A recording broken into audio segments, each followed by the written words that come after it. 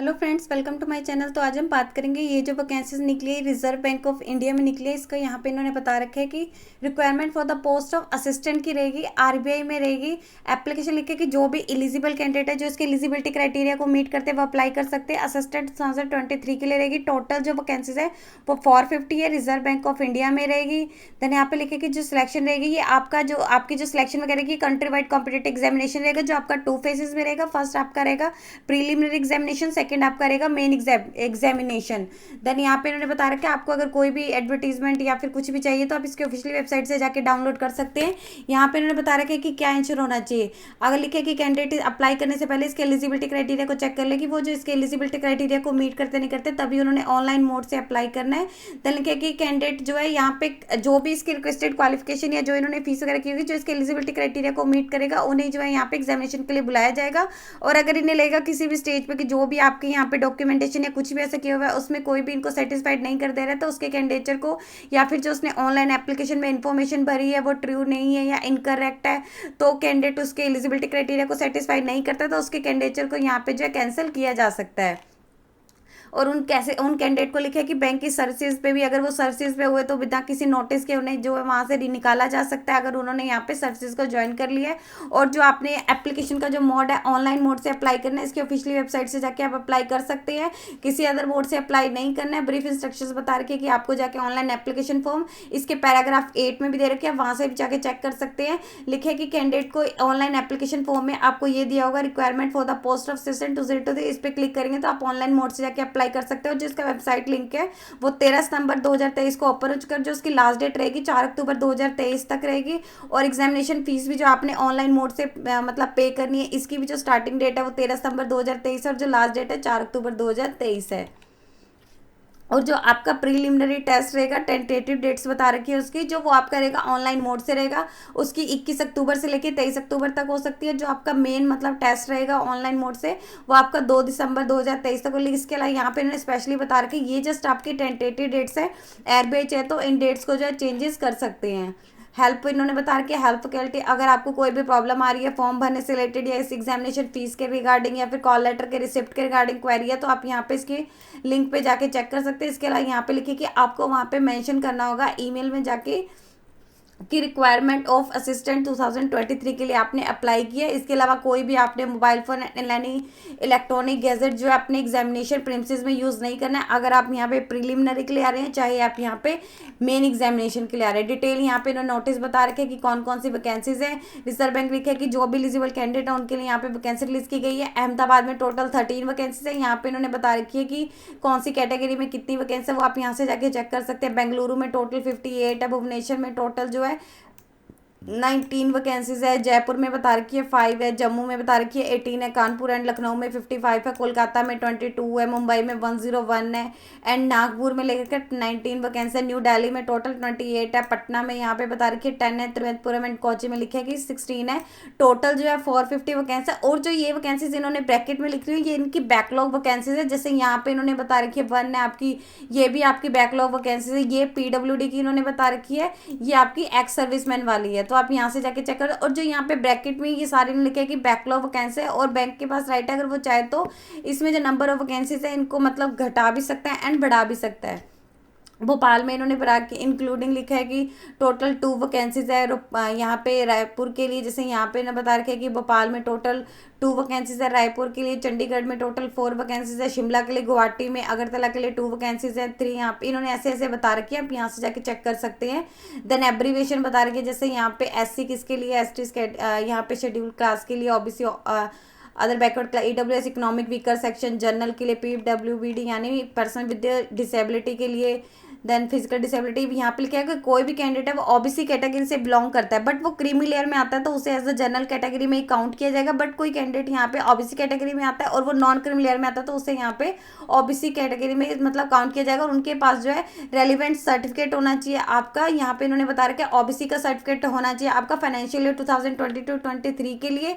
यहाँ पे तभी आपको जो भी इनका तभी आपको इसके लिए जो है रिलैक्सेशन दी जाएगी। और आपका जो यहाँ पे सर्टिफिकेट वगैरह जो भी है वो 4 अक्टूबर 2023 से पहले जो बने होने चाहिए।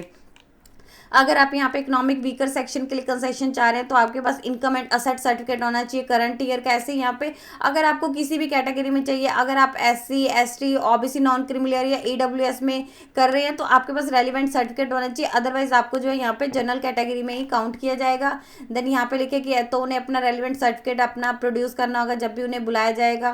देन अगर आप लिस्ट वगैरह OBC की जो कैंडिडेट यहाँ पे कर रहे हैं उनका लिस्ट में नाम आता होना चाहिए सेंट्रल लिस्ट में। PWD का भी इन्होंने बता रखा है कौन कौन से उनके फंक्शनल रिक्वायरमेंट रहेंगे, जैसे यहाँ पे इन्होंने बता रखा है ब्लाइंड होना चाहिए या लो विजन।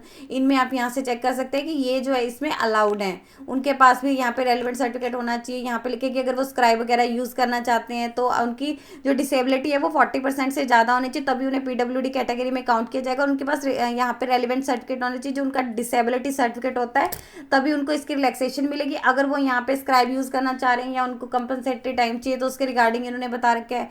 अपेंड यहाँ पे एनेक्चर 1 में जाके अपना फॉर्म वगैरह भर सकते हैं। क्वालिफिकेशन ऑफ स्क्राइब की जो है 1 स्टेप बिलो होनी चाहिए, जैसे कैंडिडेट की एग्जामिनेशन के दौरान उसकी जो अपने लिए वो स्क्राइब यूज़ करना चाह रहे हैं उसकी जो क्वालिफिकेशन है जो कैंडिडेट यहाँ पे इसके लिए रिक्वायरमेंट के लिए है तो उससे कम होनी चाहिए। यही इन्होंने लिखे कि क्या क्या रहेगा, उन्हें खुद के अपने एक्सपेंसिव वगैरह देने होंगे। एक्स सर्विसमैन के लिए उन्हें बता रखे कौन कौन से एक्स सर्विसमैन इसमें इंक्लूडेड रहेंगे। एलिजिबिलिटी क्राइटेरिया बता रखे जो भी कैंडिडेट इसके लिए अप्लाई करे वो इंडिया का सिटीजन होना चाहिए। देन ये इन्होंने बता रखा है नेपाल का, भूटान का, तिब्बतियन रिफ्यूजी का, या फिर वो Pakistan, Burma, Sri Lanka, east Africa से आया और यहाँ पे परमानेंट सेटल होने के बेस रह रहा हो, बट उनके पास रेलिवेंट सर्टिफिकेट भी होना चाहिए कि वो यहाँ पे परमानेंटली, तभी उन्हें जो है यहाँ पे इसके लिए एलिजिबल मान जाएगा। एज लिखे कि आपकी जो काउंट की जाएगी वो 1 सितंबर 2023 तक काउंट की जाएगी। 20 से लेकर 28 साल के जो कैंडिडेट है वो अप्लाई कर सकते हैं, यानी जो भी कैंडिडेट है यहाँ पे 2 सितंबर 1995 से लेके 1 सितंबर 2003 के बीच हुआ वो इसके लिए एलिजिबल है। और ये जो दोनों डेट्स हैं वो भी इसमें इंक्लूडेड है। OBC वालों को लिखे है कि यहाँ पे थेर की रिलैक्सेशन दी जाएगी, यानी अप टू 31 ईयर्स तक के कैंडिडेट अप्लाई कर सकते हैं। SC ST वालों को 5 ईयर्स की रहेगी। पर्सन विद डिसेबिलिटी अगर वो जनरल कैटेगरी में आता है तो 10 ईयर्स की रहेगी, अगर वो OBC में आता है तो 13 ईयर्स की रहेगी, अगर वो SC ST में आता है तो उन्हें 15 ईयर्स की रहेगी। और आपको जो इन्होंने रिलैक्सेशन तभी मिलेगी अगर आपके पास रेलिवेंट सर्टिफिकेट होंगे, अदरवाइज आपको जनरल कैटेगरी में ही काउंट किया जाएगा। एजुकेशनल क्वालिफिकेशन ने बता कि आपकी जो एजुकेशनल क्वालिफिकेशन काउंट की जाएगी वो 1 सितंबर 2023 तक काउंट की जाएगी। लिखे कि कैंडिडेट ने जो बैचलर डिग्री की होनी चाहिए किसी भी डिसिप्लिन में और उसमें एटलीस्ट 50% मार्क्स होने चाहिए। और जो SC ST वाले हैं या PWD वाले हैं उनको यहाँ पे पास क्लासेस के लिए बता रखे कि हाँ, इसके अलावा लिखे कि PC पर जो वर्ड प्रोसेसिंग की नॉलेज होनी चाहिए तो ही वो इसके लिए एलिजिबल होंगे। और जो भी अगर वो जिस भी मतलब स्टेट के लिए अप्लाई कर रहे हैं उनकी जो भी वहाँ की लैंग्वेज वगैरह है उनको लिखना, पढ़ना, बोलता और उससे समझना आना होना चाहिए, तभी वो इसके लिए एलिजिबल रहेंगे। देन यहाँ पे इन्होंने बता रखे कि सिलेक्शन क्या रहेगी। फर्स्ट आपका प्रीलिमिनरी एग्जामिनेशन रहेगा, देन आपका यहाँ पे मेन एग्जामिनेशन रहेगा, देन थर्ड आपका यहाँ पे लिखे लैंग्वेज प्रोफिशिएंसी टेस्ट रहेगा। प्रीलिमिनरी एग्जामिनेशन में मल्टीपल चॉइस क्वेश्चन पूछेंगे। टोटल आपके यहाँ पे 3 आपके पार्ट रहेंगे। इंग्लिश लैंग्वेज से 30 क्वेश्चन पूछेंगे, 30 मार्क्स के रहेंगे। न्यूमेरिकल एबिलिटी से 35 क्वेश्चन पूछेंगे, 35 मार्क्स के रहेंगे। रीजनिंग एबिलिटी से 35 क्वेश्चन पूछेंगे, 35 मार्क्स के रहेंगे। यानी आपसे 100 क्वेश्चन पूछेंगे, 100 मार्क्स के रहेंगे और 60 मिनट की आपकी ड्यूरेशन रहेगी। हर पार्ट के इन्होंने बता रखे कि आपको 20 मिनट्स दिए जाएंगे और आपको इन सभी को क्वालिफाई करेंगे तभी आपको यहाँ पे मेन एग्जामिनेशन के लिए बुलाया जाएगा, जो आपके मल्टीपल चॉइस मतलब उसमें क्वेश्चन पूछ जाएंगे। इसमें भी लिखा है कि रीजनिंग के टेस्ट से रिलेटेड 40 क्वेश्चन पूछ जाएंगे, 40 मार्क्स करेंगे। इंग्लिश लैंग्वेज से 40 क्वेश्चन पूछ जाएंगे, 40 मार्क्स करेंगे। न्यूमेरिकल एबिलिटी के 40 क्वेश्चन पूछे जाएंगे, 40 मार्क्स करेंगे। जनरल अवेयरनेस के 40 क्वेश्चन पूछ जाएंगे, 40 मार्क्स करेंगे। कंप्यूटर नॉलेज के 40 क्वेश्चन पूछे जाएंगे, 40 मार्क्स करेंगे। टोटल आपका 200 मार्क्स का क्वेश्चन रहेगा और 200 मार्क्स की यहाँ पे लिखे है कि आपके मार्क्स रहेंगे 200, मतलब 200 हर क्वेश्चन आपका 1 मार्क्स करेगा। टोटल जो ड्यूरेशन आपको दी जाएगी वो 135 मिनट्स की दी जाएगी। हर इसके आगे इन्होंने मेंशन कर रखी है, जैसे आपको इसके लिए 30 मिनट्स दिए जाएंगे, देन आपको इसके लिए 30 मिनट्स दिए जाएंगे। न्यूमेरिकल एबिलिटी के लिए 30 मिनट्स दिए जाएंगे, कंप्यूटर नॉलेज के लिए 20 मिनट्स दिए जाएंगे एंड जनरल अवेयरनेस के लिए 25 क्वेश्चन पूछ जाएंगे।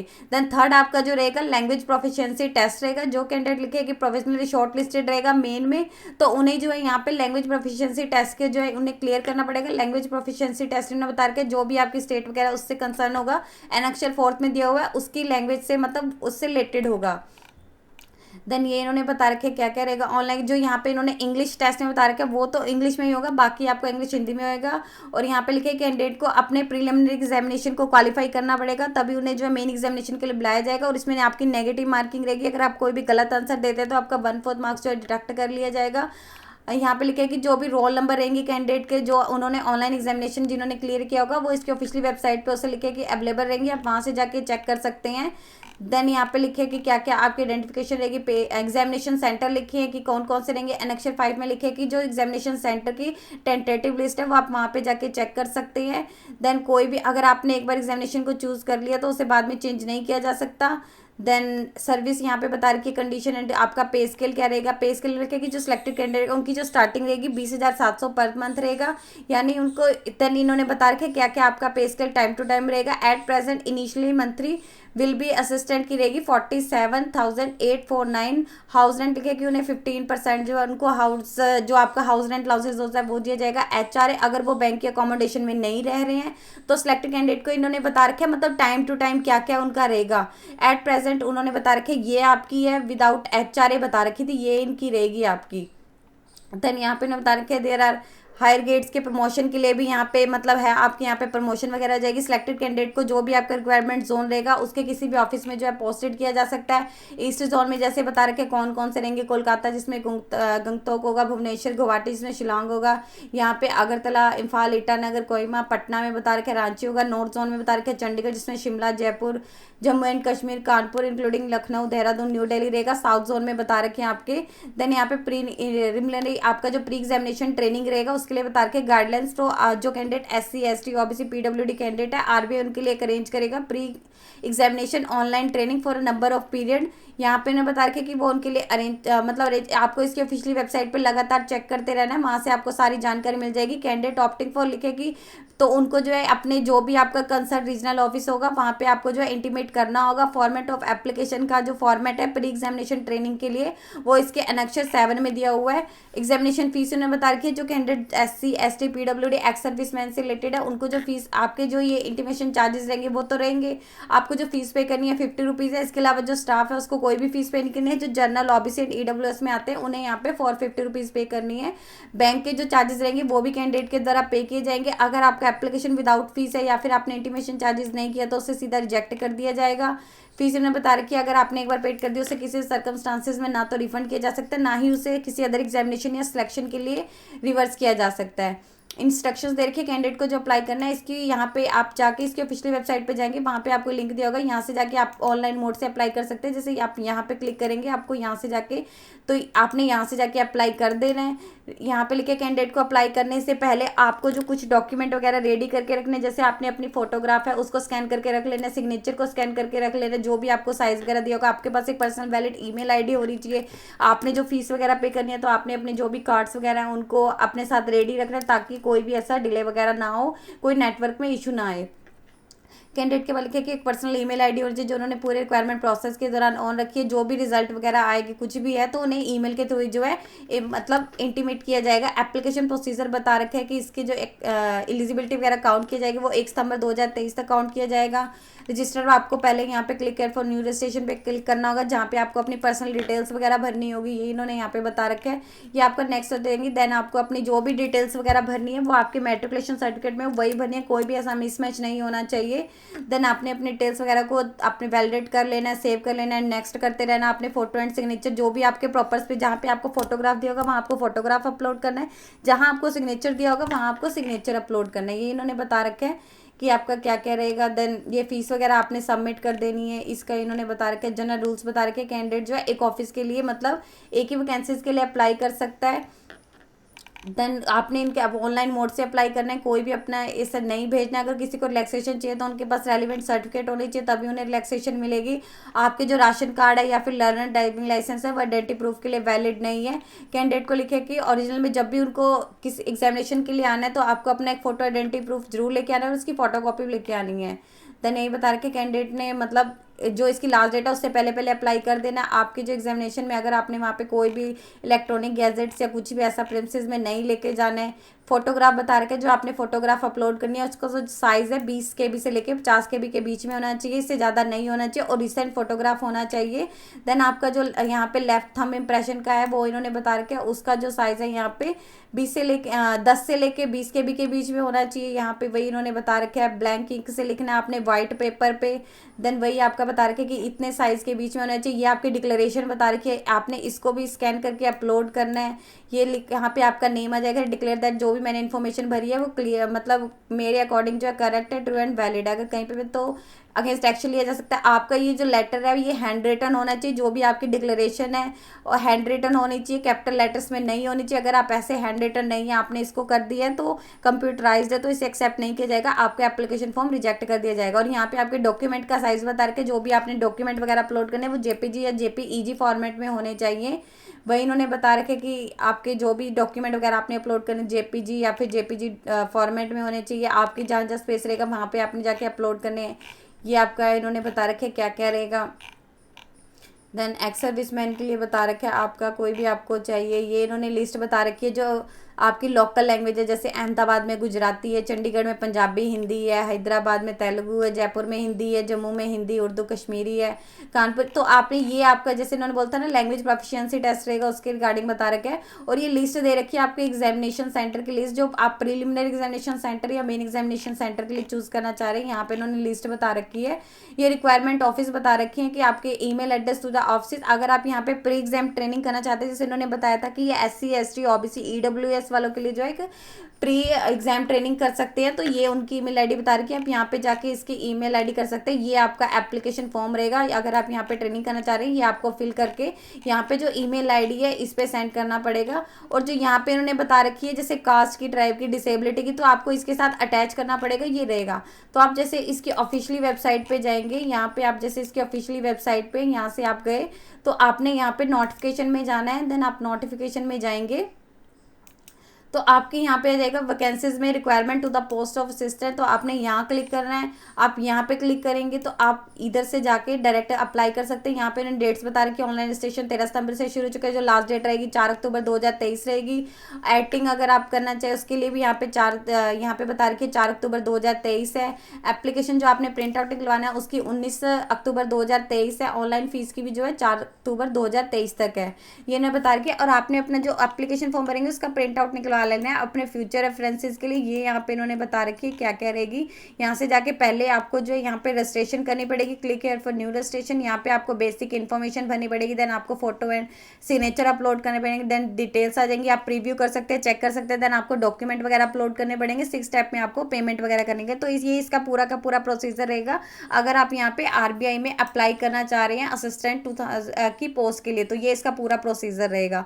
आप यहाँ से जाके इसकी जो नोटिफिकेशन है वो डाउनलोड कर सकते हैं। ये इन्होंने इसका पूरा नोटिफिकेशन दे रखा है। जैसे आपको अगर यहाँ पे डॉक्यूमेंट डाउनलोड करने कोई, अगर आपको प्री एग्जामिनेशन ट्रेनिंग चाहिए वो यहाँ से आपको मिल जाएगी। ऑफिस के ईमेल एड्रेस चाहिए, जैसे आपको ईमेल करनी है, किस पे करनी है, वो आपको मिल जाएगी। यहाँ पे लैंग्वेज का मिल जाएगा, कौन कौन से एग्जामिनेशन सेंटर है, वो सारी लिस्ट आपको यहाँ से जाके मिल जाएगी। यदि आपको इससे रिलेटेड और अधिक जानकारी चाहिए तो आप इसकी ऑफिशियल वेबसाइट पर जाकर चेक कर सकते हैं, जिसका लिंक मैं आपको डिस्क्रिप्शन बॉक्स में डाल दूंगी। यदि आपकी इस वीडियो से रिलेटेड कोई भी क्वेरी है तो आप हमें कमेंट सेक्शन में लिख के बता सकते हैं। वीडियो अच्छी लगी हो तो प्लीज लाइक एंड शेयर। इस तरह के इन्फॉर्मेटिव वीडियोस को देखने के लिए आप हमारे यूट्यूब चैनल को सब्सक्राइब कीजिए।